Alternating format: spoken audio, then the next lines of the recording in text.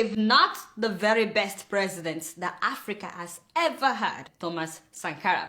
May he so rest in peace. Sankara took over power at the age of 33 after a bloodless military coup. The first thing that Sankara did was to reduce the salaries of all the ministers and all public officials, including his own salary. He took away their luxurious cars, Mercedes-Benz at the time, and he made them drive regular cars. He himself was driving, what do you call this thing? Okay, that thing, that was what he was driving. Anyway, no more first class. All officials had to fly economy. Not a single special preference was left for these officials. He put an end to colonial taxes and embedded in his people to stand against colonial mentality. He took care of food, he took care of housing, he took care of health care for his people. At that time, several African countries were dealing with disease epidemics, but not in Burkina Faso because he provided vaccines for polio, measles, and meningitis. In 1 week alone, 2.5 million people were vaccinated. His government was the first African government to publicly recognize the AIDS epidemic as a major threat to Africa. He was also one of the first head of states in the whole world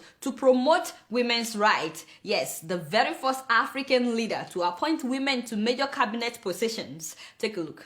Ce qui veut dire que nous devons donner à chaque femme un emploi. Nous devons donner à chaque femme le moyen de gagner honnêtement et dignement sa vie. He creates a real shock by being one of the first heads of state in the world to promote women's rights.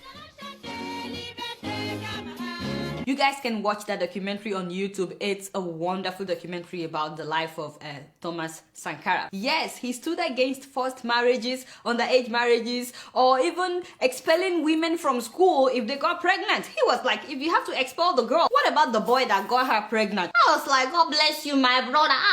She didn't do it by herself now. Thank you, Jare. In fact, when it was Women's Day, Sankara announced that women all over the country should not go to the market that day to buy anything, that their men should do all the shopping, and that they should let all the women rest that day because it's Women's Day. And you know, the men also enjoyed it. For the first time, many of them got to know the price of pepper, the price of okra. They actually appreciated their wives more after that experience, and the story was reported all over the world. Also, men were no longer allowed to beat their wives. He also instituted mass sporting activities. Everybody had to become active and participate in sports in order to keep fit and healthy. That was Sankara playing basketball, you know, people were riding bicycles, and he had a campaign then that healthy body and healthy mind would reduce diseases. He also took environmental issues very seriously and insisted that they plant 1 million trees in order to encourage reforestation. God knows that we need that right now in so many places in northern Nigeria. He also constructed vast roads and railways and connected all the major cities together. At that time, they didn't have much money in Burkina Faso, but instead of relying on foreign aid, he told everybody to take part, and people were so glad to take part in building the railways and the roads. He actually discouraged his people from relying and depending solely on foreign aid. He also insisted that Burkinabe produce their own goods, and everybody, including officials, had to patronize Burkinabe products. Yes, so clothes, food, everything, all made in Burkina Faso. They were producing their own food, wheat, and he facilitated good irrigation and fertilization programs. Nourrir. Nous pouvons dépasser même notre production, malheureusement. Par manque d'organisation, nous sommes encore obligés de tendre la main pour demander des aides alimentaires. Installe dans nos esprits ces réflexes de mendiant, d'assister. Produire plus parce que il est normal que celui qui vous donne à manger vous dicte également. People started seeing made in Burkina Faso products just within 4 years that he was president. And in less than 4 years that he was in power, Burkina Faso, that used to be very poor, this same Burkina Faso became food self-sufficient. I'm telling you, it was a major revolution at that time. Corrupt officials were tried in court, and the funny thing was, no lawyer was allowed to represent them. So you had to prove yourself guilty or not guilty in front of everybody, and it was televised. So a lot of people were disgraced by this approach because they were not allowed to pay lawyers to represent or defend them. So many people criticize this approach though as a violation of human rights. Now, at the OAU summit that time, Sankara even challenged other African leaders to stop relying on the West or the East. Listen to him. Nous avons suffisamment de bras et nous avons un marché. immense, très vaste, du nord au sud, de l'est à l'ouest. Nous avons suffisamment de capacité intellectuelle pour créer, ou tout au moins prendre la technologie et la science partout où nous pourrons les trouver. Produire en Afrique, transformer en Afrique et consommer en Afrique. Produisons ce dont nous avons besoin et consommons ce que nous produisons au lieu d'importer. Le Burkina Faso est venu vous exposer ici la cotonnade produite au Burkina Faso, tissée au Burkina Faso, cousue au Burkina Faso pour habiller les Burkinabés. Ma délégation et moi-même, nous sommes habillés par nos tisserands, nos paysans. Il n'y a pas un seul fil qui vienne de l'Europe ou de l'Amérique.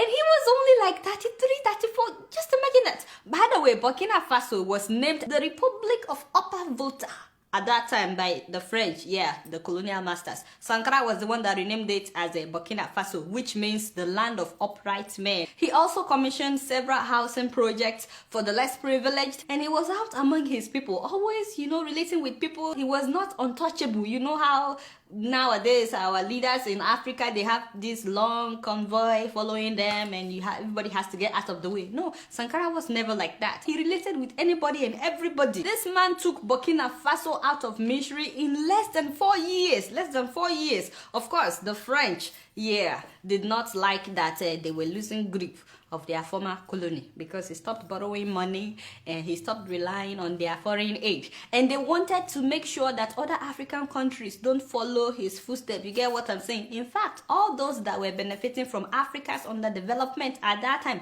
they were not happy to see Burkina Faso rising, becoming self-dependent. So guess what they did? They sponsored his very best friend from childhood to overthrow him. I'm talking about Blaise Compaoré, the same man that has ruled Burkina Faso for the last 27 years. So on October 15th, 1987, Sankara was killed by Compaoré's armed men. How ironic that Blaise himself was overthrown in the month of October. Just imagine what a coincidence. Compaoré's men killed Sankara and 12 other officials with a shower of bullets that dismembered Sankara's body completely. So they hurried and buried him in an unmarked grave, like a goat. There was no ceremony for Sankara's burial. They treated him like an animal. His wife and 2 children had to flee the country, and Compaoré immediately reversed nearly all of Sankara's policies. He was never repentant, by the way. He actually pretended that he was not the one behind the whole thing. The only thing he said was that,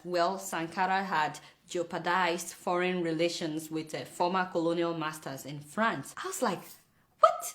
That's the reason for you to kill the guy? Compaoré rejoined the International Monetary Fund and the World Bank, and he went right back to being a puppet in the hands of France. And once again, what would have led to true self-dependency and freedom in Africa was quenched by this man. The question is, would we learn a lesson from Burkina Faso? I mean, all the African countries where corruption is being celebrated today, can we learn from the Burkinabés? All the countries that have dictators in power, when will you guys have your own revolution? But as much as I admire Thomas Sankara, the man whose legacy will never die, it actually reminds me of the fact that in Africa, we kill those we should celebrate, and we celebrate those we should get rid of.